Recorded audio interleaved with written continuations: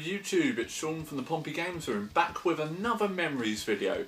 Now this video is going to be pretty fitting, to be honest, because Christmas is coming up and this console I got at Christmas in, I would like to say, 1992, because it's around the time that a certain game was released. Now this console we're about to go over is the reason that this channel is here. A lot of my retro gaming memories are from this machine.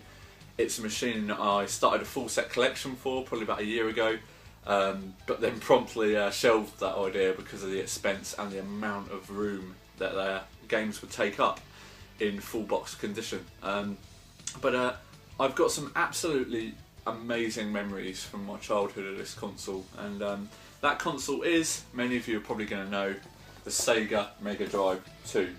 Now, the Sega Megadrive 2 is a console that is very, very dear to me. I know that's not going to be on camera, but I'll leave it there. The Sega Megadrive 2 is a very, very dear console to me. It was a console that we didn't actually receive this box set. We received the box set with the Sonic 2 sticker down here, which gives away why I got it in 1992 due to that time. Sonic 2 at the time was possibly one of the most groundbreaking games, speed-wise. Sega had promoted the hell out of the Sonic character, and this box set here is pretty much identical other than the sticker to the side. So let me tell you about how we got the Mega Drive and a bit of history, some of my favourite games. So yeah, we got the Sega Mega Drive probably about 2 years after it was released. Probably one of the most pivotal things for me, remembering back, was I remember playing the Sega Mega Drive when I was about sort of, I don't know, I would like to say sort of in year 4 in school, something like that.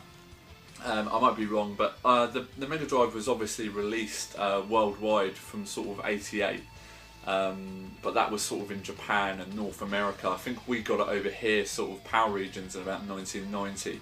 So that would tie in with sort of me starting year 2, year 1 at school.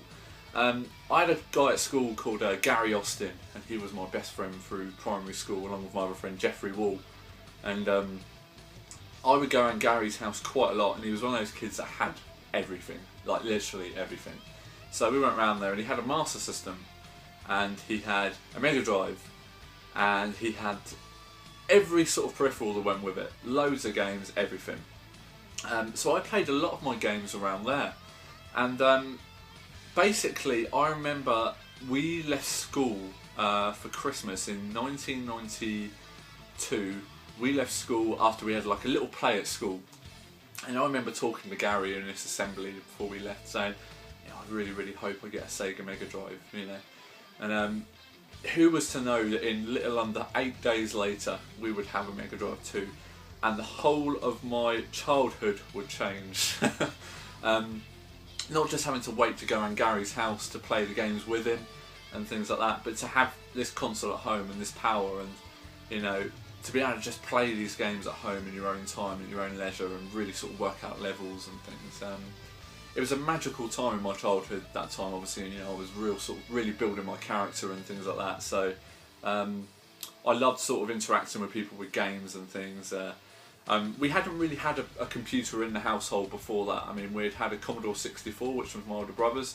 I had a Spectrum ZX, I think, which helped me. I'm dyslexic, so it helped me sort of with my spelling and things like that. And wasn't really the most cutting edge of gaming machines, but yeah, it was okay. Basically, yeah, Christmas 1992 rolled around, and we opened all of our presents and stuff, and yeah, very good.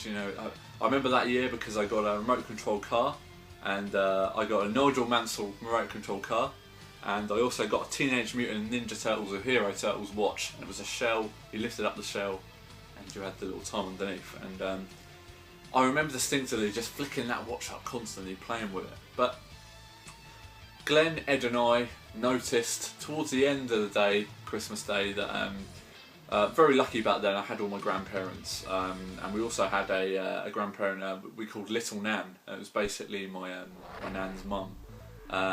She had lived to obviously very old age, and we were told that this present behind, which was a box shaped like this, but when you're a kid you don't really see the box. You see the box in the stores, but there's big displays. thinking back now, it was wrapped. It was this box wrapped, basically, but it was behind the settee in our living room, so there was paper strewn everywhere.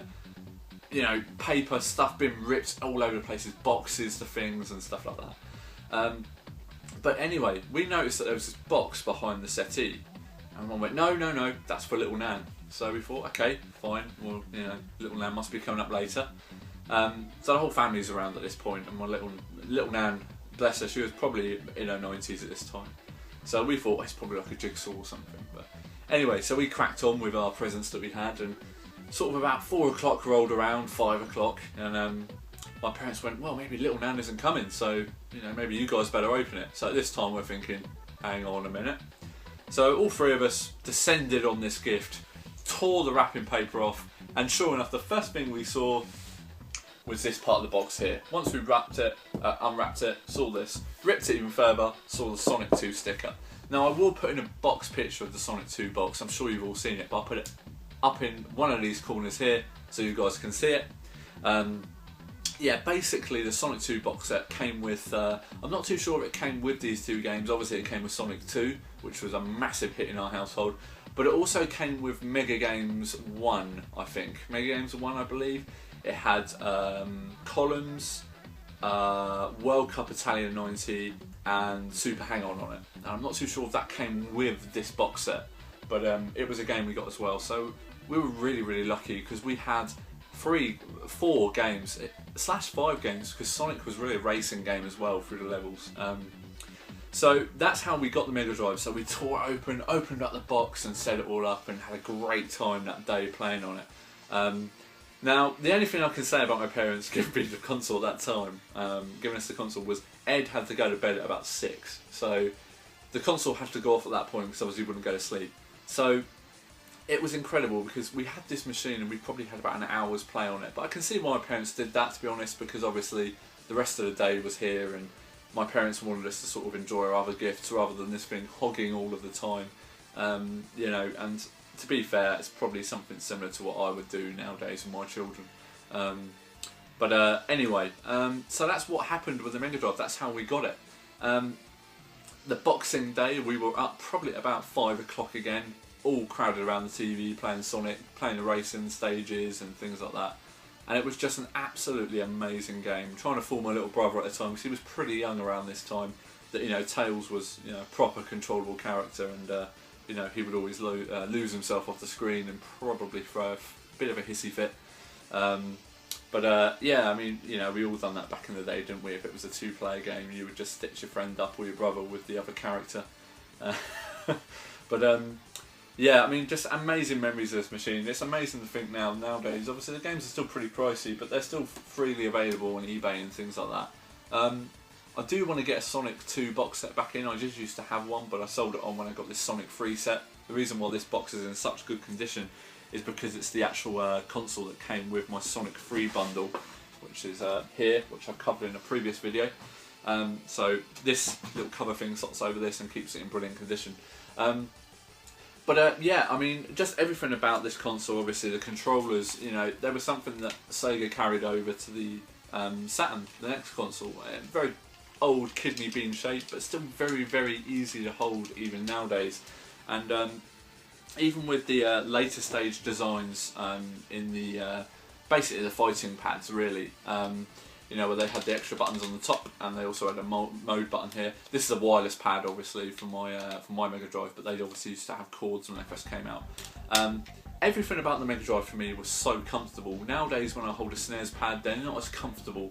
But there are actually some generic pads that were bought out by sort of Logitech and people like that, that they are basically shaped like this for the SNES, so they make it a lot easier to hold now. But the Mega Drive for me symbolised retro gaming nowadays, basically, because I've got such nostalgic memories. I would not trade those memories for the world.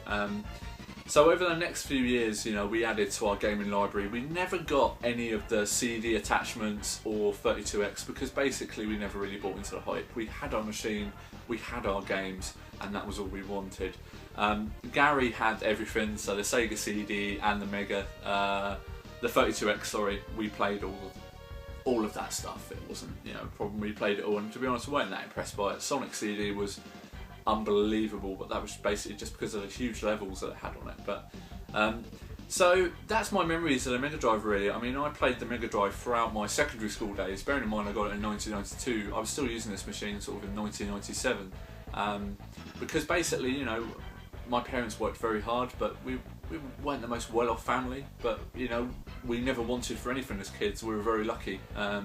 But you know, we had no need for another console. By the time I was in secondary school, my older brother was sort of leaving secondary school, so he had money to go buy consoles that he wanted. And the Mega Drive, I sort of inherited it really. I would like to say in sort of 97, 98, a GameCube arrived for my younger brother. He wanted a GameCube, so the Mega Drive sort of became my sole ownership really. I had a paper round by that time as well, so I was able to pick up a few games and things like that.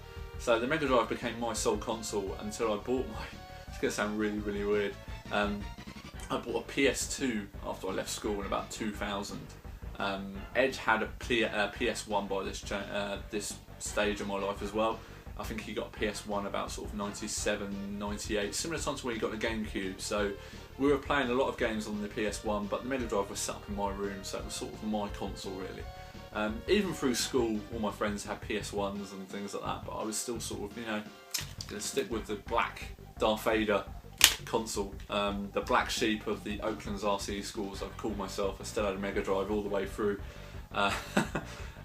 secondary school, basically because I never really wanted for a next-gen console. I played a fair few games growing up, and some of my favourites have to be, you know, I'll put some gameplay in of these, but my favourite game of all time for the Mega Drive is probably tied with the next game I'm going to mention, but is Sonic the Hedgehog 2. Now, Sonic the Hedgehog 2, it was a pivotal game for me, mainly because of the memories I have. I have memories of all of my brothers playing it with me. You know, all the racing stages, hours of entertainment, and it's the first Mega Drive game I actually completed.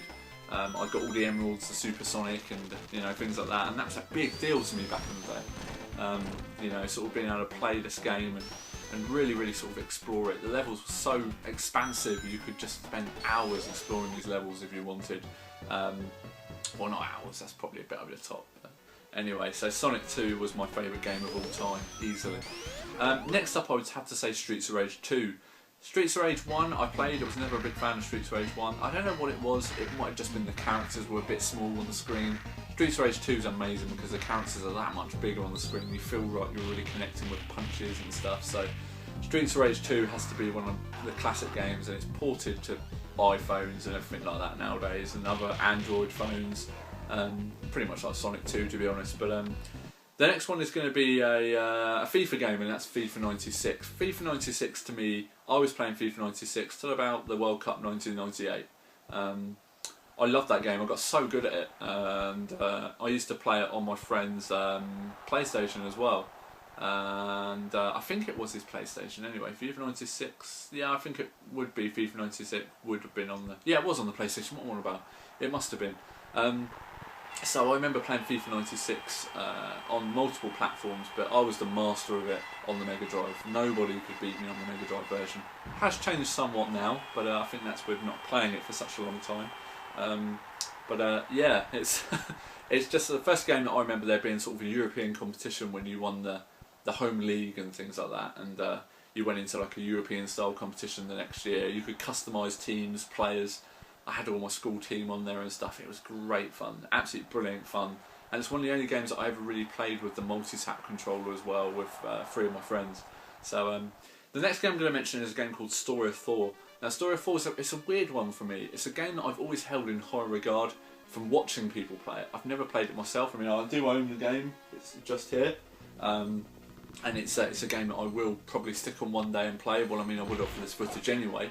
But Story of Thor to me is a game I remember my older brother Glenn playing, and he was really good at it. And it was just the expansion of the game. You could walk anywhere. It was basically like, you know, a bit like Zelda. And the funny thing is, I hate those sort of games, but Story of Thor for me, it's just different. I know whether the character was slightly bigger, and the detailing on the screen was quite good. You know, the people you fought, the sound effects, the colour, the vibrancy of the game was incredible. Speaking of incredible and vibrant and, you know, just something completely different, let's go to my next selection. That's Earthworm Jim.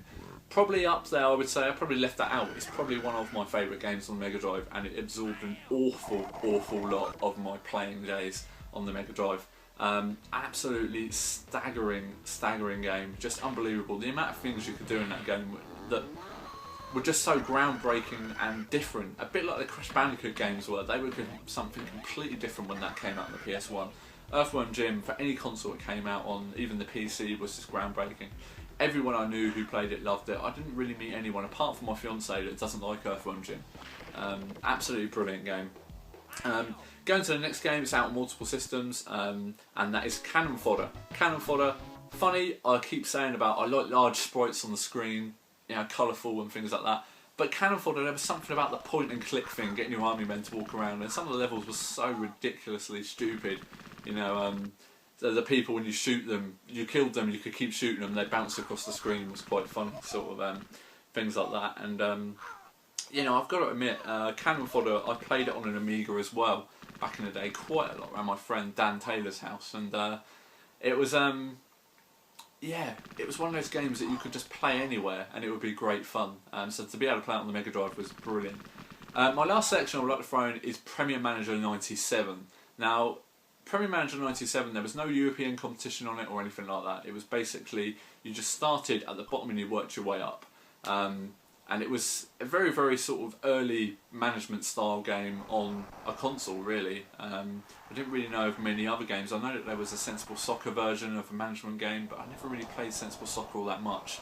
I loved playing it when I played it, but it wasn't something that I sort of reached to play straight away. So, not Cannon Fodder. So Premier Manager 97 took up an awful lot of my time, and there was a player on that called Gary Martindale, and I think he used to play for Rotherham, but he was like amazing, absolutely incredible. You could go up through the leagues with just that one player, and he used to cost you like 150,000. But the transfer list was always generated when you loaded up the game. So you loaded up the game, and it would be automatically generated as to who was available. But yeah, Premier Manager 97 for sure was another favourite of mine. So yeah, much in the same way as I went about the SNES console, this is my retro gaming past. Not this console exactly. Yeah, it's responsible for this channel and for me meeting you guys and things like that, and being able to share in my passion of retro gaming. It's a console that is very close to my heart, and to be honest, is one of the reasons that I do love Sega. And I will support anything they do in the future. If they bring out another console, I think I'll be straight there. But yeah, following the Mega Drive after that, it was always around the house. And to be honest, it was always in the house and usually played on just every few years. I do have my original unit still, but the funny thing is I've got two units in the same condition, so it's one of the two, but I'm too scared to throw away one of them just in case I throw away my one. So just for devil's advocate, I've kept both of them. So you know, so they're both there, and I know one of them is the original console that we got at Christmas, but amazing memories I wouldn't change for the world. So anyway guys, I'm quite enjoying doing these little series of me and my console basically. My memories of the SNES are down on my channel now. I'll put a link to the video here.